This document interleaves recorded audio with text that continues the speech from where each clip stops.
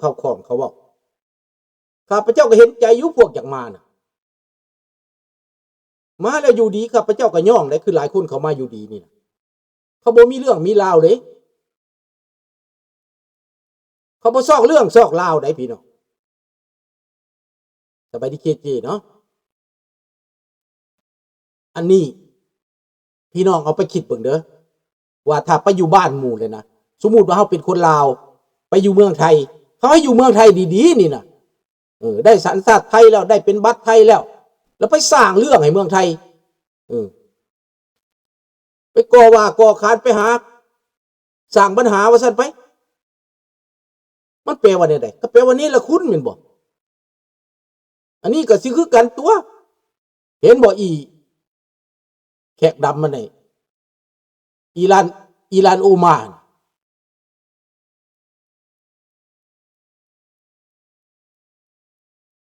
โอ้มันอยู่ดีบ่ได้เพราะว่านายมันสั่งอาทิแมน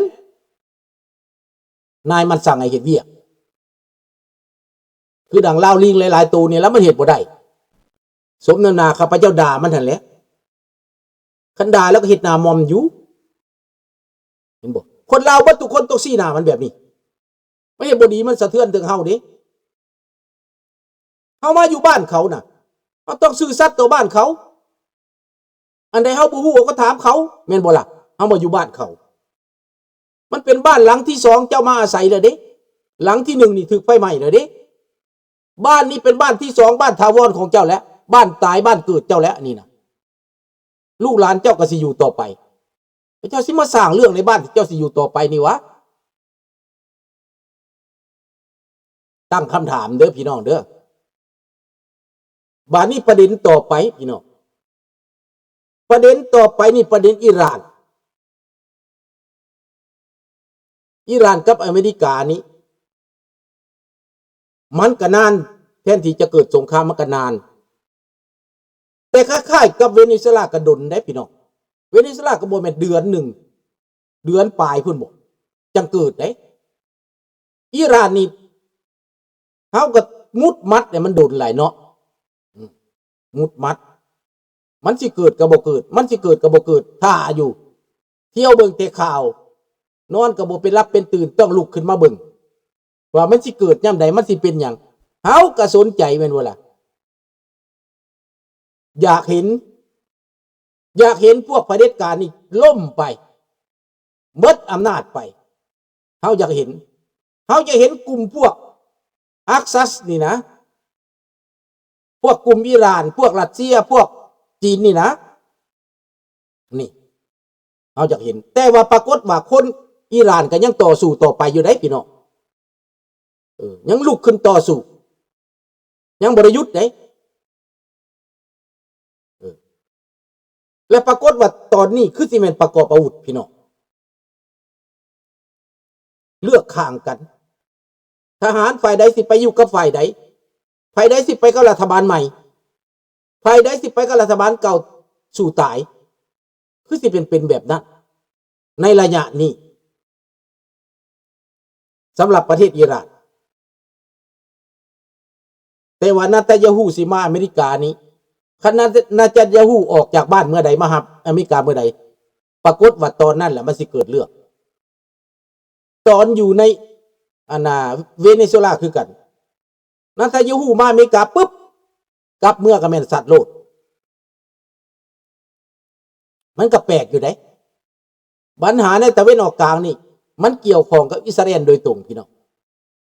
เกี่ยวข้องกับความอยู่รอดแม่นแล้วมันบอกคลอดออกมาจากที่นั่นแหละเฮาก็อยากเห็นว่ามันสิเกิดหยังขึ้น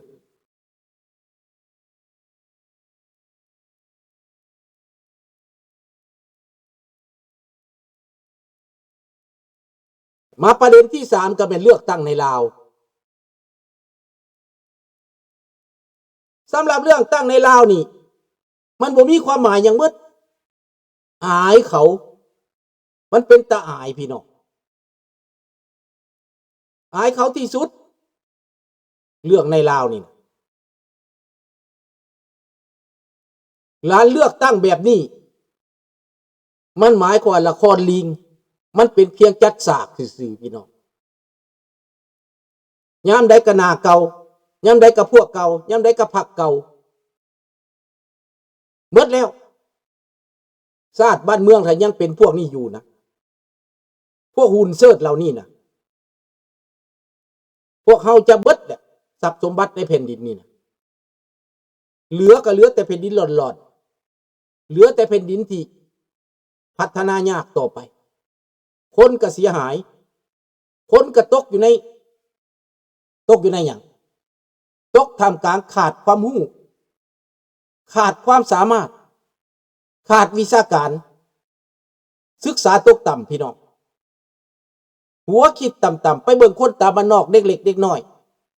บ่มองเห็นอนาคตเลยเกือบสิใส่ก็บ่มีเสื้อสินุ่งกันหนาวก็บ่มีขนาดย่ำหนาวเสื้อนุ่งกันหนาวบ่มีบางคนก็ใส่เสื้อผ้าขาดหน้าขาดหลังขี้มูกต้วยอยู่บ่มีข้าวบ่มีกินแถวสวรรณเขตบ่มีข้าวกินแล้วเดี๋ยวนี้นะหากก็เกี่ยวข้าวไปบ่พอเท่าใดข้าวบ่มีกินแล้ว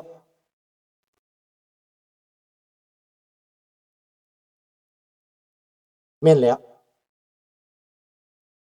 ศาสตร์ไม่เดินหน้าเป็นตาสงสารเป็นตาเวทนาได้เห็นประชาชนยากจน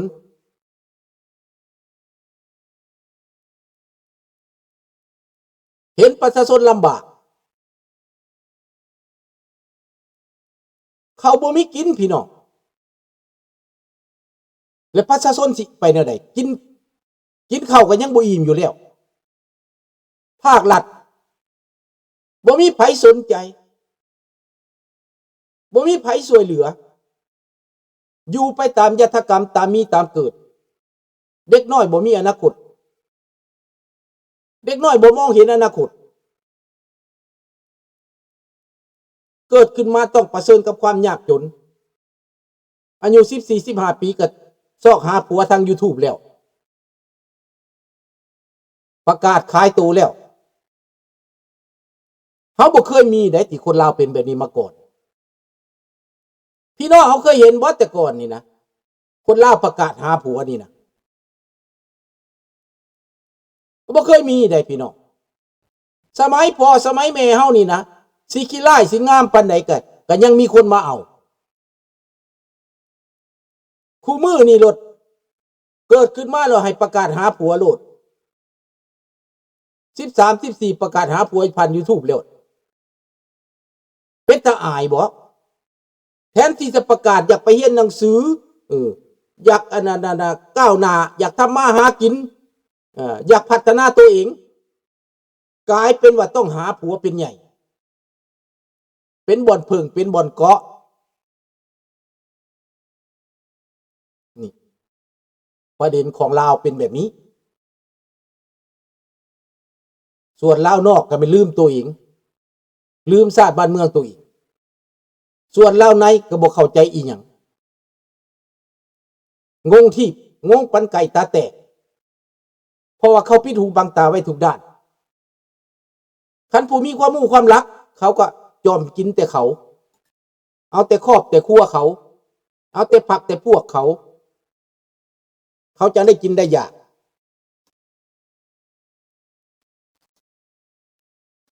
เห็นบ่เขาบ่ได้บอกความลับให้ผู้อื่นเห็นอะไรสิอยู่รอด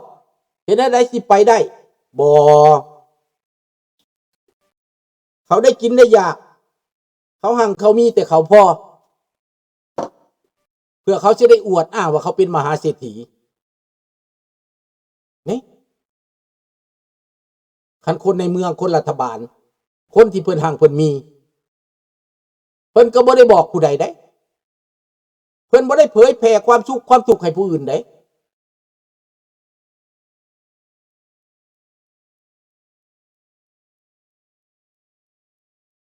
นี่ดังนั้นพี่น้องชะตากรรมบ้านเมืองมันขึ้นอยู่กับคนที่รู้จักมันขึ้นอยู่กับคนที่เข้าใจมันขึ้นอยู่กับคนที่เอาใจใส่ สำหรับประเทศลาวเนาะบาดนี้สำหรับประเทศจีนในตอนนี้กองทัพ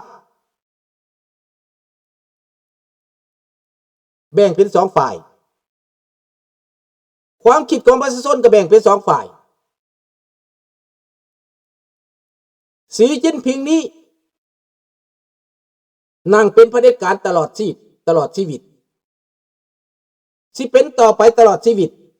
แบบเมาเสือตุงตายคาอำนาจแล้วก็ปราบผู้ตรงกันข้าม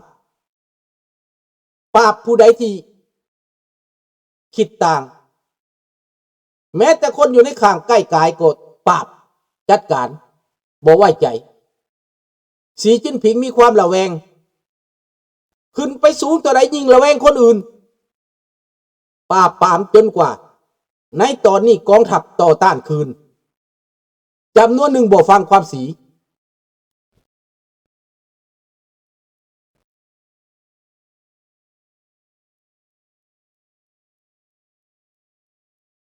นี่แหละ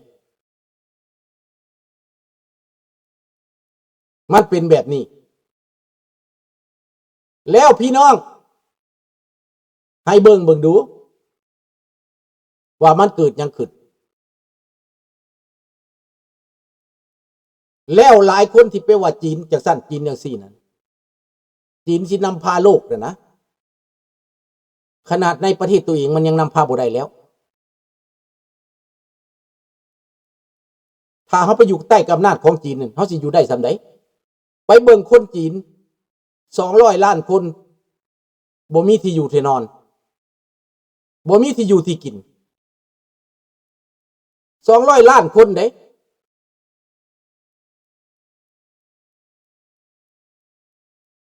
อยู่เฮือนอยู่เวียงเฮือนลุบถล่มลงตาย4 คนและได้เสดเซย50 ล้านเท่านั้นแม่นได้หัวปุละ12 ล้านอีก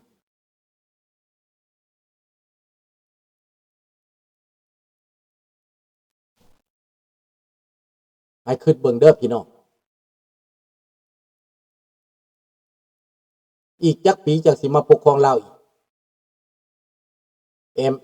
MIM เพิ่นถามก็ถามพวกเจ้าเองติพวกเจ้าปกครองประเทศลาวข่อยคือสิบ่เมื่อปกครองประเทศลาวเจ้าดอกพวกเจ้าอยากเป็นลาวแบบนี้ข่อยบ่ไปนำเจ้าเด้อข่อยหนีบ่แห้งแล้วก็ตัดสินใจหนีแล้ว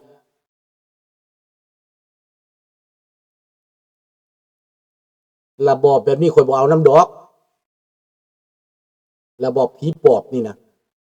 ให้มันจกตับจกไตกันกินแบบนี้แหละสาบแสงมันไปตืมซ้ำมันไปตืมพวกนั้นมันบ่อยากได้ประชาธิปไตยมันบ่อยากเจริญคือเขามันอยากเป็นหนี้เป็นสินไปตลอดชีวิตมันอยากแบกหนี้แบกสินหนี้เท่าใดเป็นหนี้120%นะประเทศเป็นหนี้120%น่ะเจ้าคือเดาหายใจเข้าก็เป็นหนี้หายใจออกก็เป็นหนี้ประเทศขี้หนี้นี่มันสิเป็นจังได๋มันเป็นโจรแม่นบ่ทอนนี่คนลาวยังบ่จักว่าตัวเองเป็นประเทศขี้หนี้ยังบ่จักว่ารัฐบาลตัวเองนั้นสร้างหนี้สร้างศีล50 ปีมานี้ว่ามันเป็นแนวใดทำความเสียหายให้ประเทศชาติบ้านเมืองเท่าใดระบอบผีปอบแม่นบ่นั่นแหละมันก็เป็นจังซั่นแหละเจ้าสร้างหนี้สร้างศีลแต่1975ก่อน75บ่มีหนี้ประเทศลาวบ่มีหนี้ก่อน75คันสิว่าบ่มีหนี้ก็มีหนี้เขื่อนไฟฟ้าแหละในเขื่อนไฟฟ้าก็ยืมเงินไทยยืมเงินญี่ปุ่นแต่ก็ใช้คืนภายในบ่พอเท่าใดปี50 ล้านบ่เห็นบ่ล่ะแล้วก็พวกแม่น้ำโขงเรื่องเมกงนี่นะเขาเจ้าก็ซอย สร้างเขื่อนไฟฟ้าน้ำเงืม